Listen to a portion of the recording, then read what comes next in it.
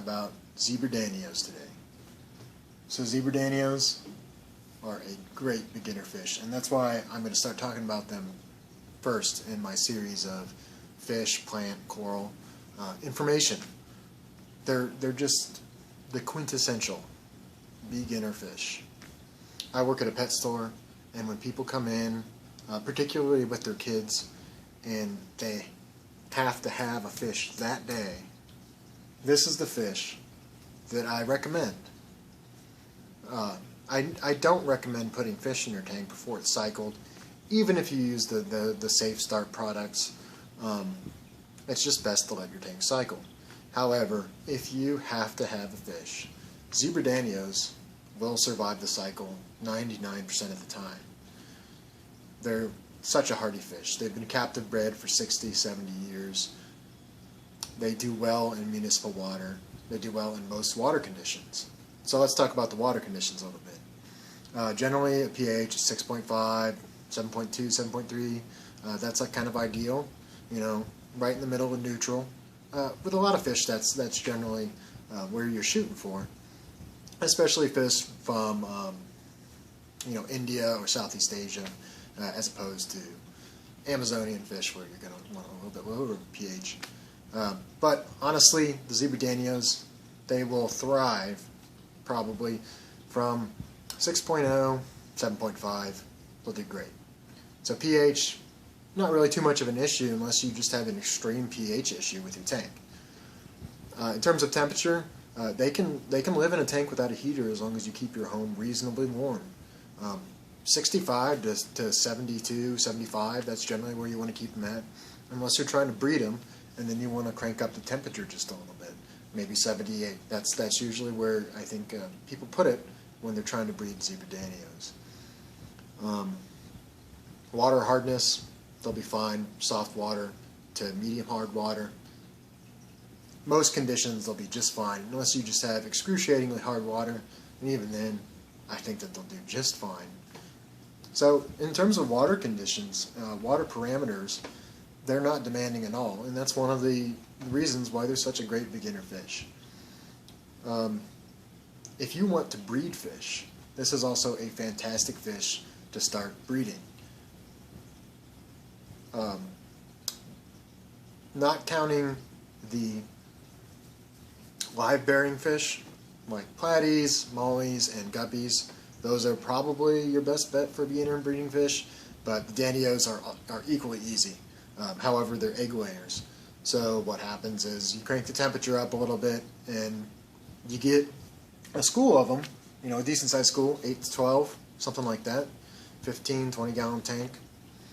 And the females will lay eggs, and the males will fertilize them, and then a couple days later, you'll get fry. You'll want to either remove the fry or remove the adults, because they will cannibalize their young.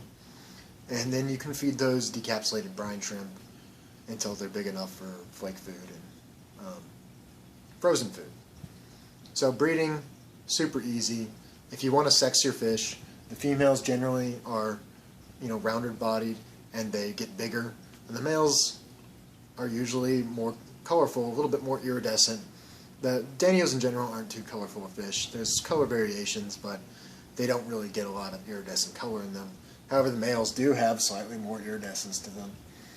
They're pretty easy to sex when they're adult, not when they're very small, but when they're an adult size, it's pretty obvious what sex they are. In terms of compatibility, it's not really too much of an issue. Zebra Danios are known to be fin nippers, but that's usually more of an issue of them not having a large enough school size. You want to shoot for 8 to 12 Zebra Danios in a school. If you have fewer than that, you can have issues with your Danios nipping at the fins of other tank mates. Things like betas or angelfish. You want to make sure that you have a full school of Danios so that they only nip at each other, because they will chase each other around. There's a hierarchy, and there's a dominant structure in the schools. They don't generally hurt each other. They just kind of chase each other around. So compatibility, there's really not much to talk about. They just do well with most fish. In terms of food, I mean, flake food's great.